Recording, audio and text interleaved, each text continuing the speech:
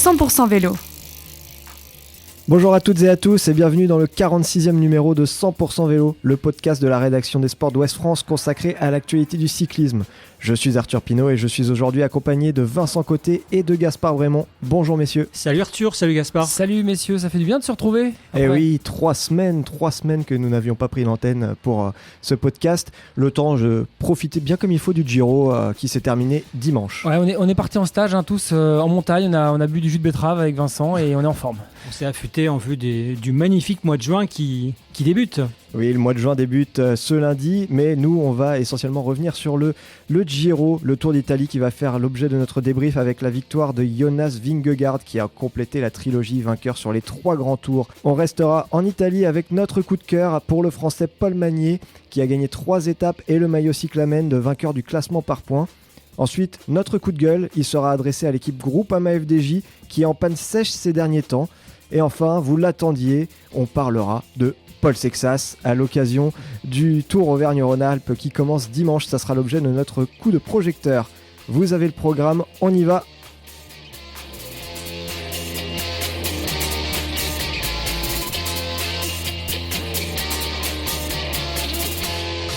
« 100% vélo ». Messieurs, donc 3 semaines que nous n'avons pas parlé. Ici même. Le Giro s'est achevé dimanche à Rome avec la victoire, énorme surprise, de Jonas Vingegaard qui avait gagné à la fois Tour de France 2 fois et la Vuelta l'année dernière. C'est son 2e grand tour d'affilée qu'il gagne avec ce Giro. Vous en avez pensé quoi, vous, de ce Tour d'Italie ? D'abord, Jonas Vingegaard, j'aimerais que tu le prononces comme tu Vingegaard. Voilà, je voulais t'entendre le dire. Jonas Vingegaard entre dans l'histoire du vélo avant Tadej Pogačar quand même. Il complète sur ce point de vue-là. Sur ce point de vue, il complète la triple couronne, enfin voilà les différentes appellations, d'avoir gagné les 3 grands tours avant le Slovène qui sans doute va chercher à gagner très rapidement la Vuelta, mais en tout cas il a fait les 3 avant lui. Vingegaard, ça a été très long ce Giro. Moi j'ai trouvé un des Giros les plus soporifiques depuis quelques années. Grosso modo, on savait que Vingegaard allait gagner et il a gagné. On savait que UAE allait gagner quelques étapes, ils l'ont fait avec Narvaez. Et puis la seule étincelle pour moi, on va en parler tout à l'heure, c'est Paul Magnier. Donc un Giro assez déceptif. Et puis une adversité surtout qui a été pas franchement au rendez-vous pour Vingegaard. Il a été en mode gestion durant 3 semaines en claquant quand même 5 étapes, donc c'est pas rien, belle performance, mais on l'a pas senti faire de grandes différences. Voilà, c'est pour ça qu'il l'a gagné en épicier un petit peu. Oui, il l'a gagné sans surprise parce que on savait avant le départ du Giro qu'il n'y avait pas l'adversité comme on la connaît régulièrement sur le Tour de France. Quelque part, Vingegaard a fait une Pogačar il y a 2 ans quand le Slovène avait gagné le Giro avec 6 étapes à la clé et où on disait finalement il est injouable, il est au-dessus des autres et il avait aussi 6-7 minutes d'avance au général. Vingegaard, lui, s'est contenté de 5 minutes seulement sur Félix Gall. Mais pour moi, c'est une très bonne préparation pour le Tour de France parce que jamais 203, il a gagné la Vuelta 2025, il gagne le Giro 2026 et ce Giro a été vraiment une excellente préparation. Il va pouvoir se préparer tout le mois de juin, d'abord récupérer et ensuite se mettre en mode préparation du Tour. Il y a du temps. Le seul bémol pour moi, c'est qu'il a certes gagné sans adversité, mais il a été très mauvais, encore une fois, lors du contre-la-montre qui a été écrasé par Filippo Ganna. Et il s'est classé seulement 13e après 4 minutes de Filippo Ganna. Et pour moi, ce n'est pas les standards d'un coureur de classement général. Donc, c'est là où il y a un point d'interrogation sur sa valeur. Et notamment, on sera vite fixé à Barcelone, lors du contre-la-montre par équipe, avec son équipe. Ouais, il a de la chance d'ailleurs sur ce chrono que ses adversaires ne fassent pas mieux que lui. Au final, il n'y a qu'un Thymen Arensman qui a été un peu au-dessus du lot, qui termine 2e de l'étape derrière son coéquipier Filippo Ganna. Il a un peu de la chance dans cette contre-performance, entre guillemets, qui vient également aussi poser des questions sur la performance de Combloux il y a 3 ans. Mais en fait, depuis Combloux, justement, Arthur, Vingegaard, il n'a pas signé de performance majuscule en chrono. Ce jour-là, ça avait été stratosphérique. J'y étais, je m'en souviens, hallucinant. Je rappelle qu'il a mis pas loin de 2-3 minutes d'écart à Van Aert et plus d'1 minute 30, je crois, à Pogačar. Donc c'était C'était stupéfiant. Et depuis, il a déchanté assez souvent. On se souvient du Tour de France l'an passé à Caen, où il est passé à côté aussi de son chrono. Ça avait été lui qui avait fait la vraie mauvaise opération ce jour-là.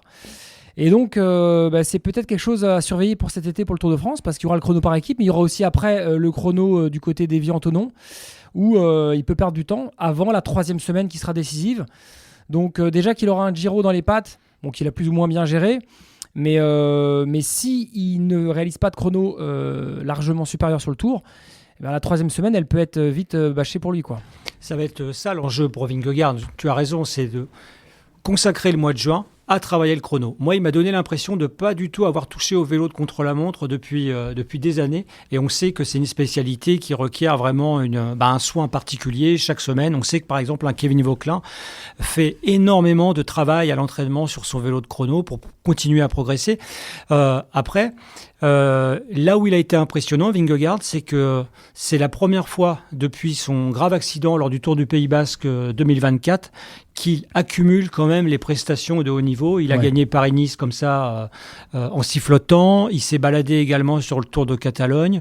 Le Giro a été une démonstration de force sans avoir l'air d'y toucher, parce que on aimerait bien connaître ses données de puissance, parce qu'il a quand même fait des sacrés numéros dans les étapes de montagne, mais il semblait toujours en gestion, en fait. Il faisait une petite accélération pour lâcher Félix Gall, Hindley, Arensman et Pellizzari au début, et puis il gérait.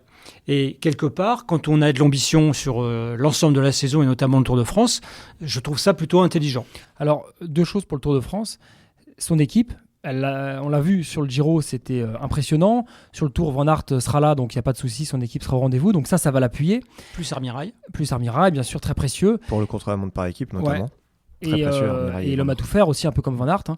Et puis, autre point positif et atout dans la manche de Vingegaard, c'est quand même son intelligence tactique, de gestion. Et je trouve qu'il a ça pour lui quand même, c'est qu'il se trompe rarement dans ses choix, dans ses façons de faire. On peut lui reprocher de ne pas être assez attaquant, spectaculaire, panache, etc.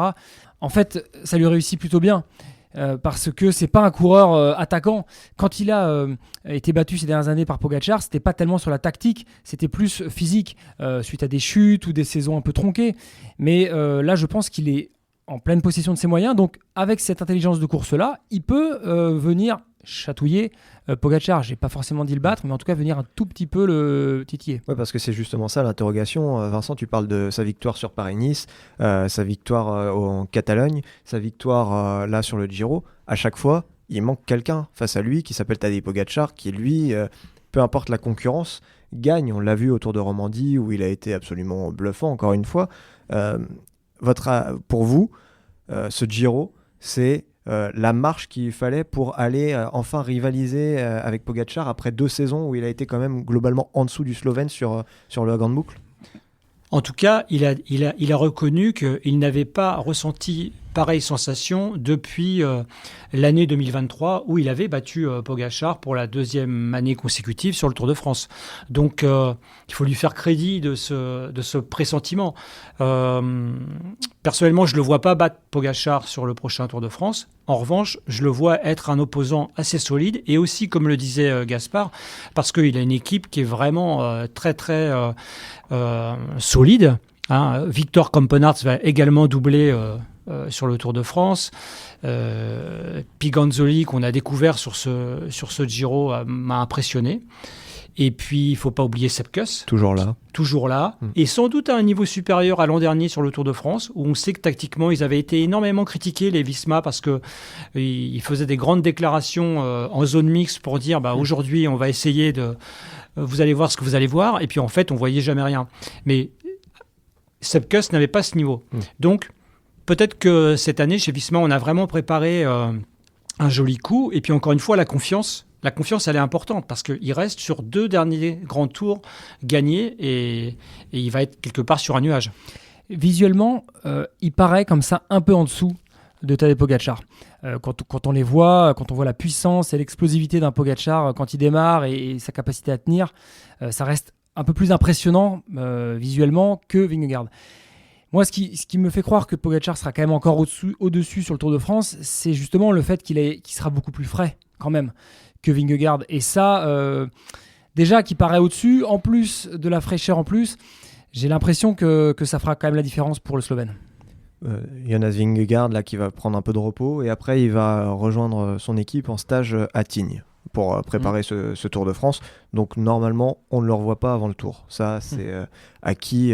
Donc il n'y aura pas de Dauphiné, enfin de Tour Auvergne-Rhône-Alpes maintenant puisque c'est comme ça qu'on l'appelle, ni de Tour de Suisse. Après méfions-nous quand même, c'est vrai que Vingegaard, on a l'habitude de moins en parler, il est beaucoup plus dans l'ombre, il aime ça.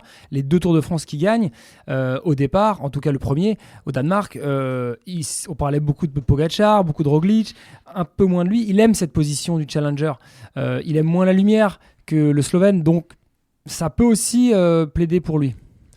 Les écarts, 5 minutes 33 d'avance sur Félix Gall qui apporte une deuxième place à l'équipe française Decathlon CMA-CGM et 6 minutes 25 sur Jay Hindley. 11e, on retrouve le Sartois Mathis Rondel de l'équipe Tudor qui est à 15 minutes 12 aux portes du top 10, le fameux top 11 comme ça a été cher à Thibaut Pinot. Mathis Rondel, belle performance quand même. Oui, là aussi, c'est ce qu'on espérait, c'est ce qu'on attendait. Et lui, cet hiver, nous disait, mon objectif, c'est de me situer sur un premier grand tour en faisant une place au classement général. Il a très bien débuté. Il a aussi dû jouer le rôle d'équipier pour son coéquipier Michael Storer, qui est dans le top 10, lui. Donc, c'est vraiment une confirmation qu'on tient là un bon petit grimpeur, assez endurant, qui est toujours discret et rarement à contre-temps. Moi, j'ai confiance en Mathis Rondel pour les saisons prochaines, rentrer dans le top 10 et cette fois du Tour de France. Ça peut être une bonne idée de recrutement pour une équipe française, Mathis Rondel. Tu penses à une équipe française qui n'a pas de résultat dont on parlera peut-être tout à l'heure. C'est un Français qui a marché sur ce Tour d'Italie. Il y en a eu un autre qui a vraiment crevé un peu l'écran côté tricolore et c'est l'objet de notre coup de cœur. T'es grand aujourd'hui! T'es grand! T'es très grand! Allez mon grand! Paul Magnier, 3 victoires d'étape, le maillot cyclamen de vainqueur du classement par points, vainqueur de la première étape et premier maillot rose de ce Giro. On avait conscience de son potentiel au sprinter français de Soudal Quick-Step. Là, c'est la confirmation complète et il a crevé l'écran pour côté sprinter sur ce grand tour. Ouais, complètement. C'est, je dirais, la confirmation d'un talent qu'on a vu émerger l'an dernier avec 19 victoires au total sur la saison 2025.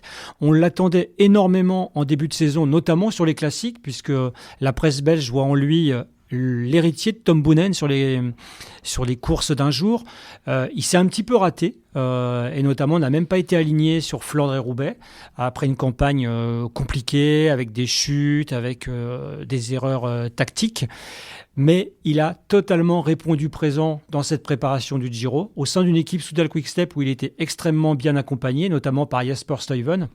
Qui est une très bonne recrue cette saison au passage. Qui est une excellente recrue.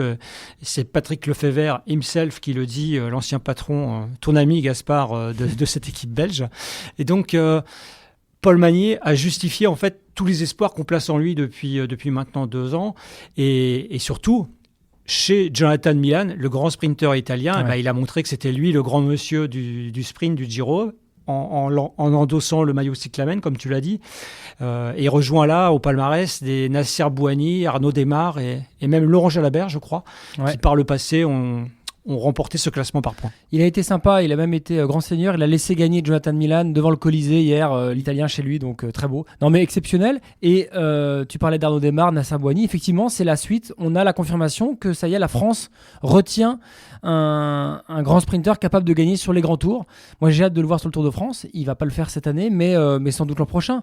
Donc c'est une belle confirmation et se posera peut-être effectivement la question, comme tu le disais Vincent, de sa place sur les classiques. Est-ce que c'est pas un sprinter qui doit davantage être aligné sur le plat, sur les grands tours, pour aller claquer plusieurs étapes en chasseur d'étapes, en chasseur de maillot vert ou maillot cyclamen, plutôt que l'aligner sur les Flandriennes où la concurrence est peut-être un peu plus importante.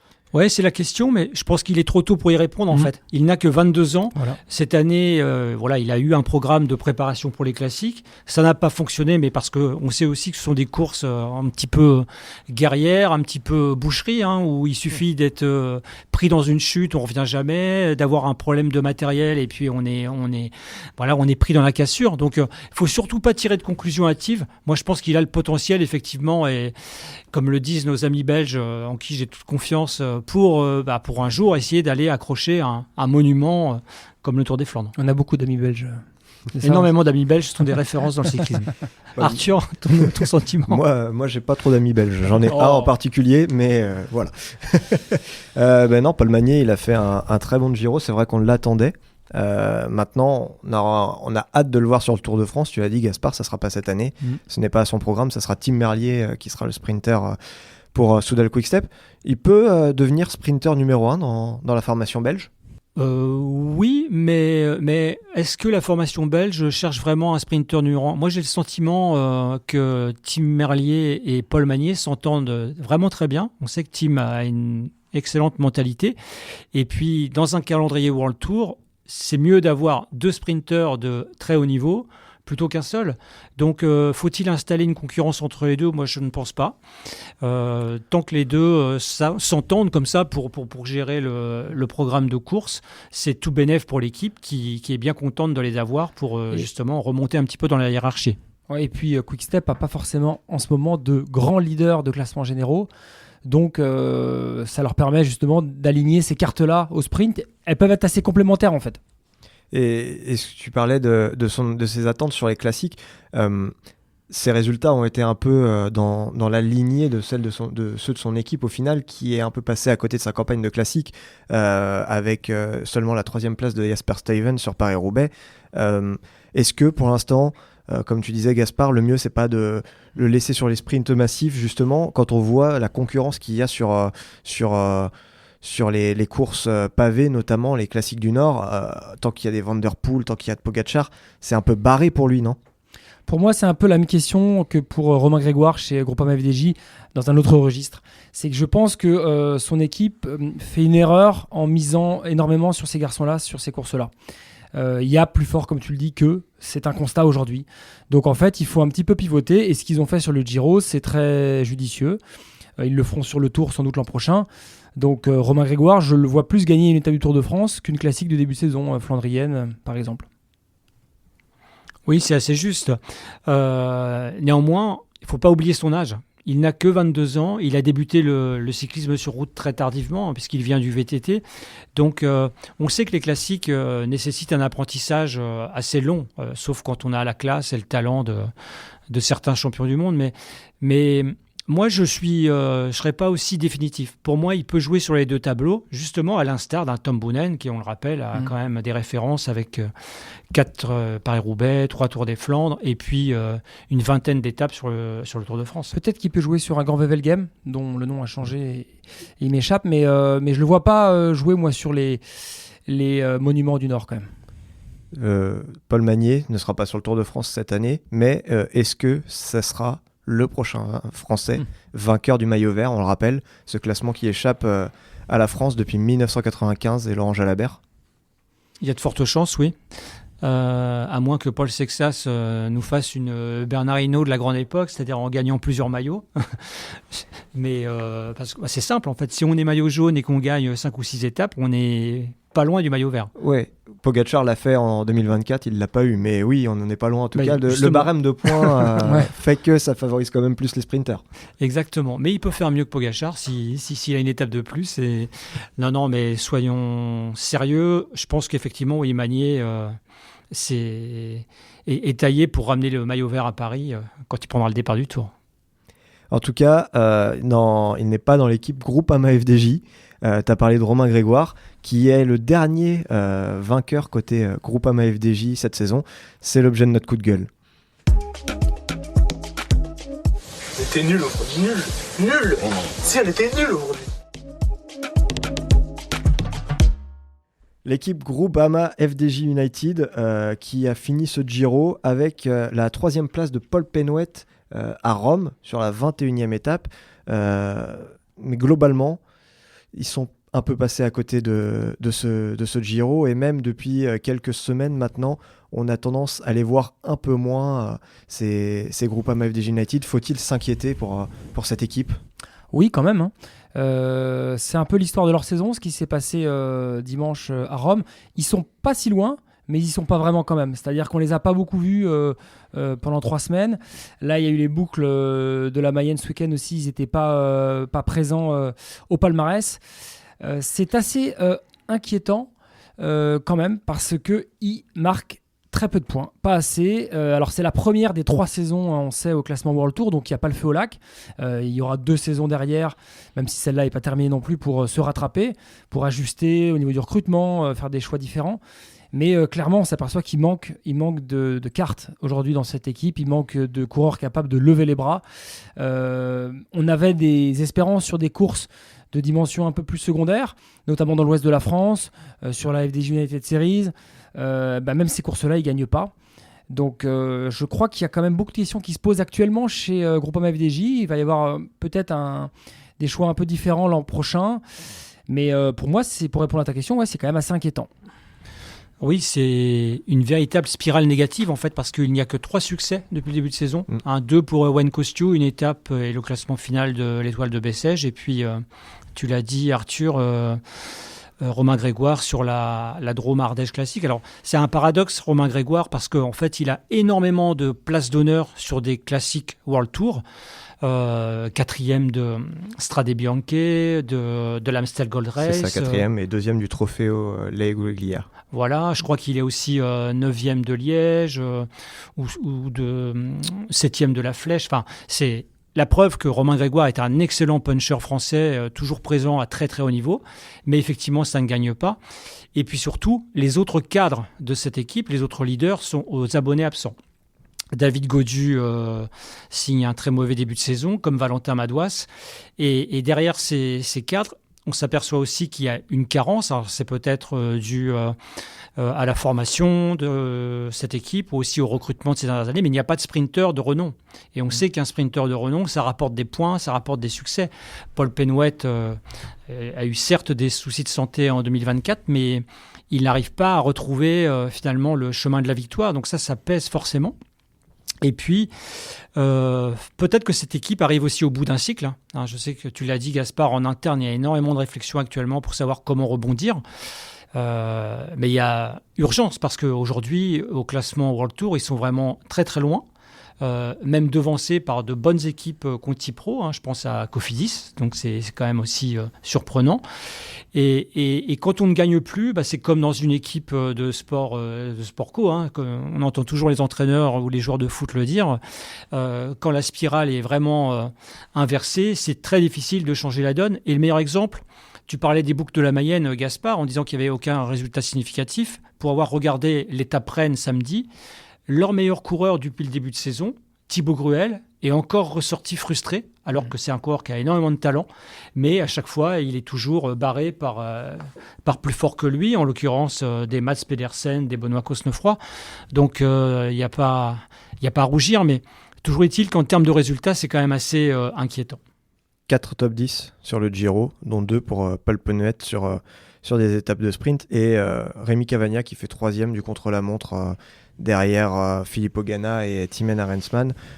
On arrive dans la deuxième partie de la saison avec le Tour Auvergne-Rhône-Alpes qui commence dimanche. On aura normalement Guillaume Martin Guyonnet qui y sera. Il sera également sur la Mercantour Classique mercredi.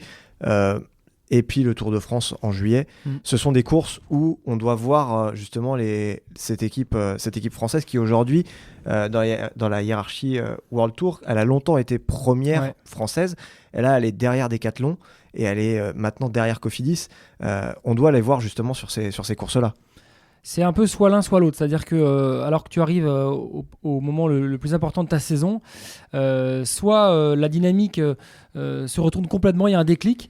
Et parfois, on a vu des équipes en grande difficulté avant le Tour de France qui sortaient un Tour de France totalement inattendu et puis ça souriait énormément, ou alors ça ne se renverse jamais et pendant 3 semaines c'est la lutte tous les jours, ça grimace et c'est très compliqué. Tu parlais de Guillaume Martin-Guyonnet, effectivement lui aussi c'est pas un grand gagneur de base, il n'a pas gagné énormément de courses chez les pros, mais il est un petit peu en dessous je pense de ce qu'il espérait, donc va y avoir des questions qui vont se poser. Tu parlais aussi de Décathlon, CMA, CGM. Le comparatif, il est édifiant aujourd'hui, malheureusement pour eux. C'est qu'il y a une équipe qui truste toute la lumière, qui truste énormément de podiums, et l'autre qui galère. Et il y a 2 ans en arrière, c'était pas du tout ça. Il y avait encore des figures populaires dans cette équipe Groupama FDJ, bien sûr Thibaut Pinot. Et depuis, c'est moins le cas. C'est une équipe qui est sur une pente descendante, qu'on le veuille ou non. Et je sais qu'en interne, on se pose aussi un peu des questions sur la stratégie à long terme. Est-ce que l'idée, c'est pas plutôt de commencer à s'internationaliser un petit peu, pas forcément façon Décathlon, CMA, CGM, à faire tous les briefings en anglais, là c'est peut-être un petit peu too much, mais en tout cas à recruter peut-être un petit peu plus étrangers, parce que c'est vrai que c'est une équipe traditionnellement assez française. Voilà, il y a peut-être ce début de questionnement là aussi.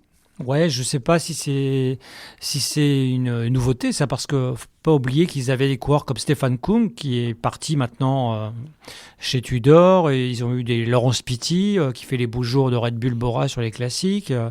Ils ont eu, il y a plus longtemps encore, un Philippe Gilbert qui a éclos chez eux. Donc il y a toujours eu une tradition d'accueillir notamment des Anglo-Saxons, des Australiens, des Suisses, des Belges au sein de cette équipe. Mais moi, je crois aussi à la notion de fin de cycle, tout simplement.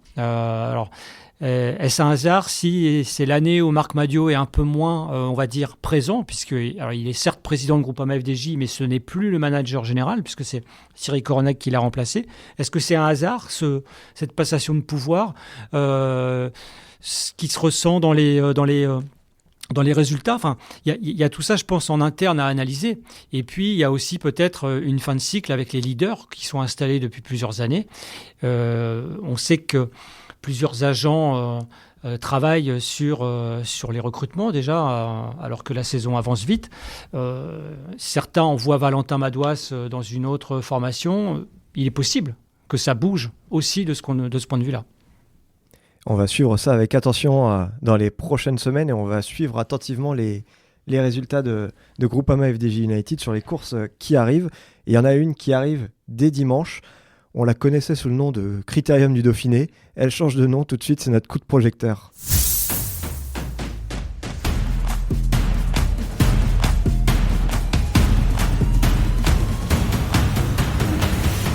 Le Tour Auvergne-Rhône-Alpes, il commence dimanche. Tu vas avoir l'opportunité de le suivre pour Ouest France, Vincent. C'est le retour de Paul Sexas. Ça faisait longtemps qu'on n'en avait pas parlé, depuis qu'il a annoncé sa présence sur le Tour de France.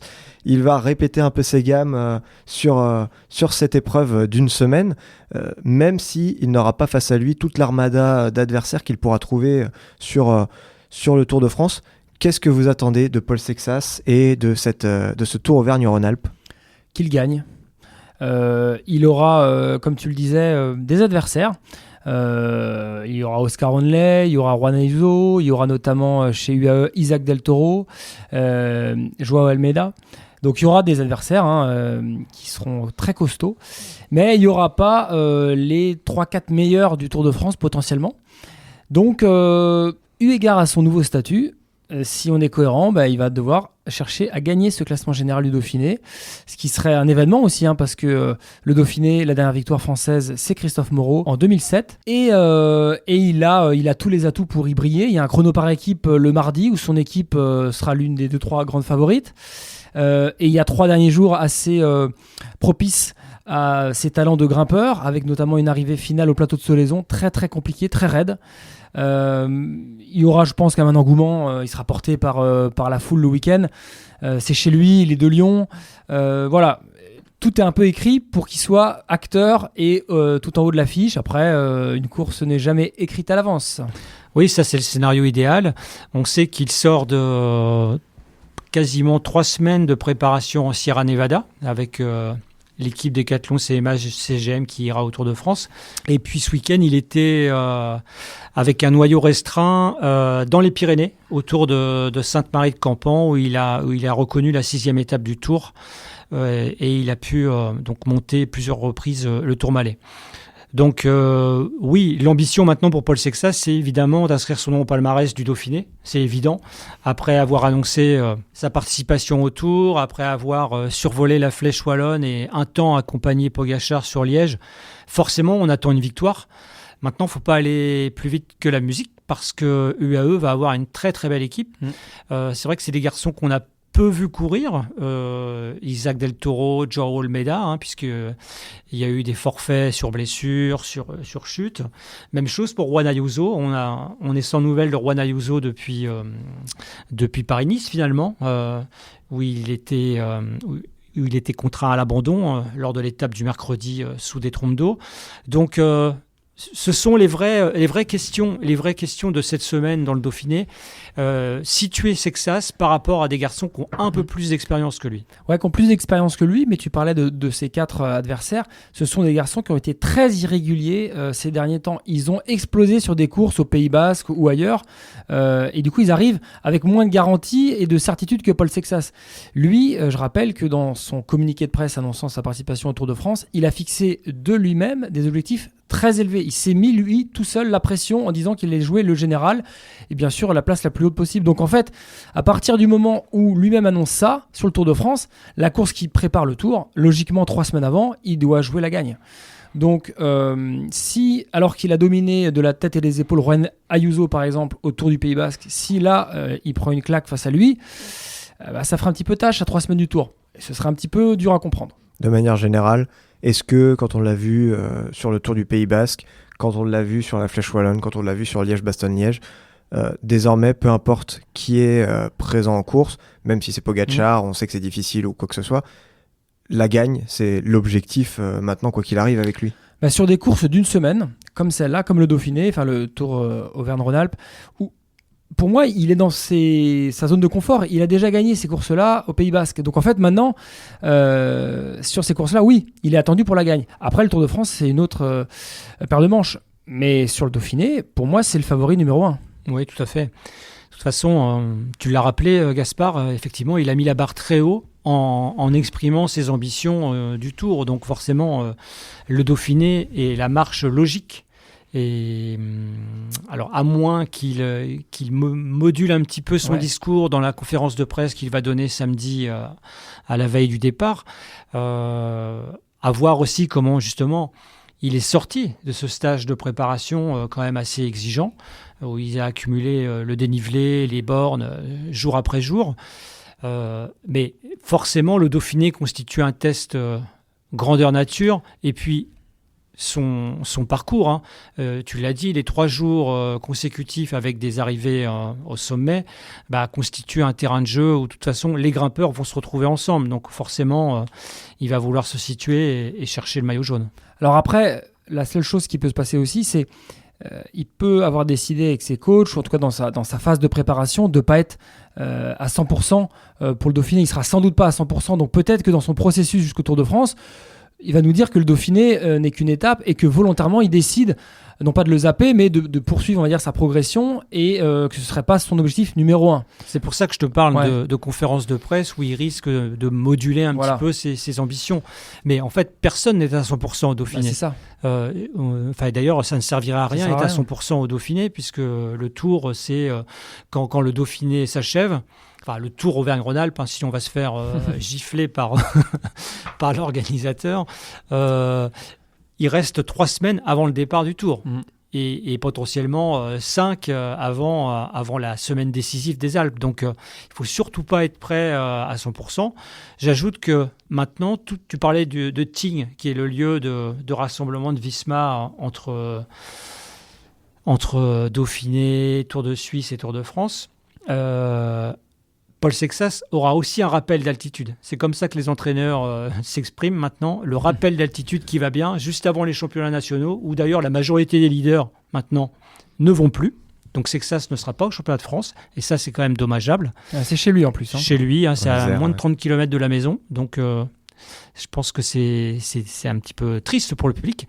Mais lors de ce rappel d'altitude, c'est là où justement les derniers ajustements sont effectués en vue d'arriver à 100% à Barcelone. Ça a peut-être le temps de changer, les championnats de France, on ne sait jamais, mais il faut garder espoir. Ouais, l'espoir fait vivre, tu as raison Arthur, mais je pense que dans les grandes équipes comme Decathlon, CMA, CGM, oui. tout est tellement planifié, Oui. bordé, qu'il n'y a plus de place pour les revirements. Dans toutes les équipes même, j'ai l'impression que tout est pesé, millimétré et réglé comme du papier à musique. Tu disais Vingegaard à Tignes, c'est que ça, ce sera aux Arcs, c'est ça ? Oui, a priori c'est en Savoie, oui, tout à fait. De l'autre côté du versant, face à Tignes. En tout cas, ça sera sa deuxième participation. La première au Tour Auvergne-Rhône-Alpes, mais il a participé au Dauphiné l'année dernière. Donc c'est la deuxième participation. Huitième du général l'an dernier, si je ne me trompe pas. Donc c'était plutôt une découverte qui était pas mal. Il arrive en terrain un peu connu comparé au Tour de France. L'année dernière, qui était sa saison de découverte, les performances étaient bonnes. Cette saison de numéro 2, les performances sont plutôt excellentes. Donc votre pronostic, vous, pour le classement général, Sexas ou un autre ? Moi, je vais dire Paul Sexas. Oui, moi aussi, je vais dire Paul Sexas. Et puis, tu as raison de rappeler l'an dernier. Et il faut aussi rappeler que ces étapes-là, il les connaît par cœur. Car il a coutume avec son équipe de beaucoup venir en stage de préparation tout au long de l'année sur ce secteur alpestre. Et donc, il est vraiment chez lui dans cette course. Ouais, et il a pris l'habitude quand même, Paul Sexas, d'être très bon juste après les stages aussi. Souvent, c'est pas quelqu'un qui récupère mal, où on a vu par exemple parfois David Gaudu dans le passé exploser après des stages, les assimiler très mal. Lui, pour l'instant, en tout cas dans sa jeune carrière, ça se passe plutôt bien après les stages. Donc moi, je crois plutôt qu'il sera très en forme et que son discours sera assez offensif. Il nous a pas habitués à être sur la défensive depuis le début de sa carrière, donc je vois pas pourquoi ça commencerait à 3 semaines du Tour de France. Ce Tour d'Auvergne-Rhône-Alpes qui s'achèvera au plateau de Solaison. Plateau de Solaison qu'on retrouvera sur le parcours du prochain Tour de France. Oui, c'est magnifique, c'est au-dessus de Bonneville, avec une côte très raide. Et j'ai le souvenir d'une belle ascension le long d'une falaise. C'est magnifique avec toute la vallée donc de Bonneville, Cluse, tout ça sur la gauche. Et c'est assez découvert. Et puis on arrive sur un plateau, c'est assez isolé, il n'y a pas beaucoup de chalets. Et ça sera un des temps forts du Tour de France. C'est le début de la 3e semaine qui va se lancer là-bas. J'ai le souvenir d'avoir vu un Dauphiné se terminer il y a quelques années avec la victoire de Primož Roglič devant Jonas Vingegaard avec son fils, le fils de Roglič, faire le télémarque du sauteur à ski devant les caméras. Ça avait fait rigoler un peu tout le monde. Et c'était encore à l'époque du duel Roglič-Vingegaard chez Visma. Je ne sais pas si vous vous souvenez, ça paraît à des années-lumière. Et pourtant, à l'époque, Roglič était le candidat naturel à la victoire du Tour de France. Et donc ça va servir de bonne répétition, et il y aura autre chose qui va servir de bonne répétition pour ce Dauphiné, on en a parlé un tout petit peu tout à l'heure, c'est le chrono par équipe de mardi, très important parce que ça ouvre le Tour de France à Barcelone dans 5 semaines maintenant. Mais je pense que les équipes vont vraiment se roder. Bon, elles l'ont bien sûr aussi bossé en stage cette saison, mais là en compétition réelle, attention, et Decathlon a gros à jouer ce jour-là, parce que si elle veut mettre Paul Sexas très bien classé dès le début du prochain Tour de France, elle se doit d'être dans les 2-3 premières mardi prochain sur le chrono. Ouais, ce sera le cas, effectivement. Après, la seule nuance, Gaspard, c'est que toutes les équipes présentes au Dauphiné ne seront pas forcément les équipes qui seront présentes au Tour de France. Et notamment, je pense à Ineos, enfin Net Company Ineos, avec Oscar Onley, Kevin Vauquelin, Timon Arensman, Philippe Ogana, enfin une équipe d'extraordinaires rouleurs. Ils seront pas tous au Dauphiné, puisqu'ils vont, certains sortent du Giro comme Arensman, d'autres vont être au Tour de Suisse. Et ces équipes-là, elles ont déjà énormément travaillé le chrono par équipe, justement dans les stages d'avant-saison et de saison, puisque maintenant quand même on s'aperçoit que les stages ont pris énormément d'importance même au cours de la saison. Juste un petit rappel, notre ami Remco Evenepoel a arrêté sa saison sur Liège-Bastogne-Liège, qu'il termine à 3e place ou 2e place. 3e place, oui, justement derrière Sexas, et ne va pas recourir avant le Tour de France, puisque le championnat de Belgique était aussi en point d'interrogation.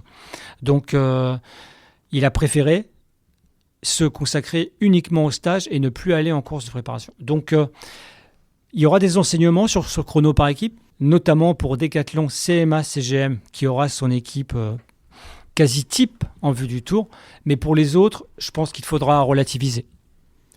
On va suivre ça avec attention. Tu y seras, Vincent.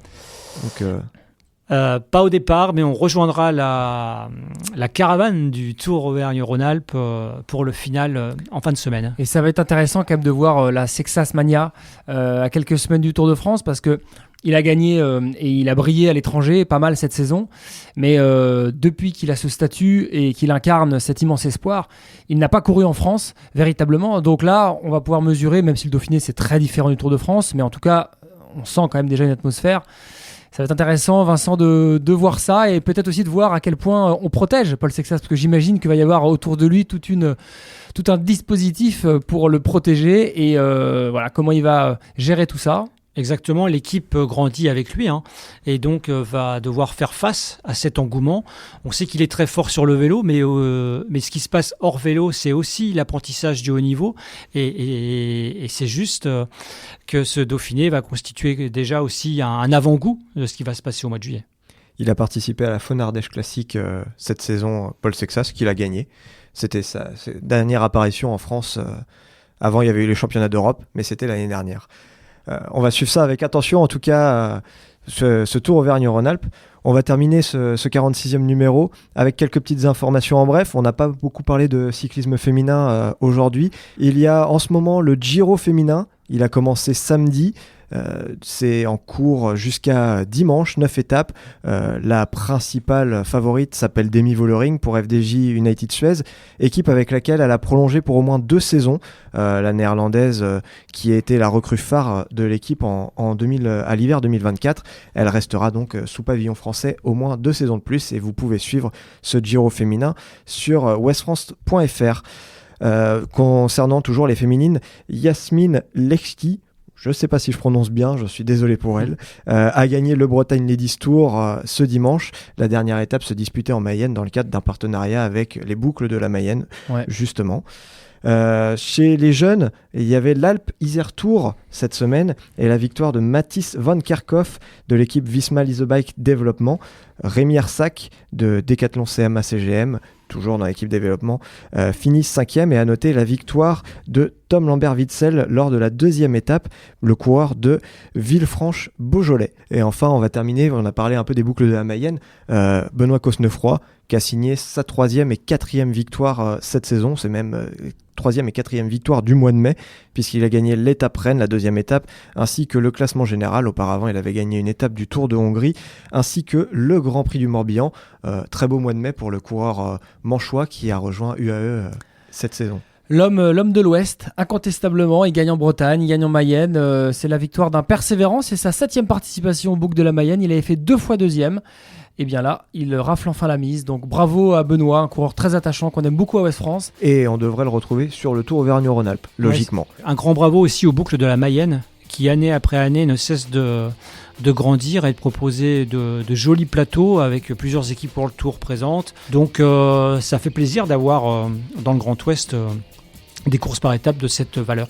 Bon, merci messieurs de nous avoir accompagnés sur ce 46e numéro de 100% vélo. Après 3 semaines, on n'a pas été trop rouillés, on a continué à bien dépasser le temps qu'on s'était fixé, donc on garde nos standards. Merci Gaspard, merci Vincent. Vous pouvez écouter ce podcast sur toutes les plateformes que vous connaissez désormais, et vous pouvez suivre l'actualité du cyclisme sur westfrance.fr, sur le journal Ouest France, ainsi que sur notre page Facebook 100% vélo.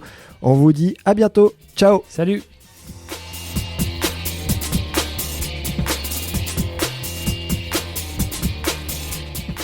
« 100% vélo, un podcast Ouest France.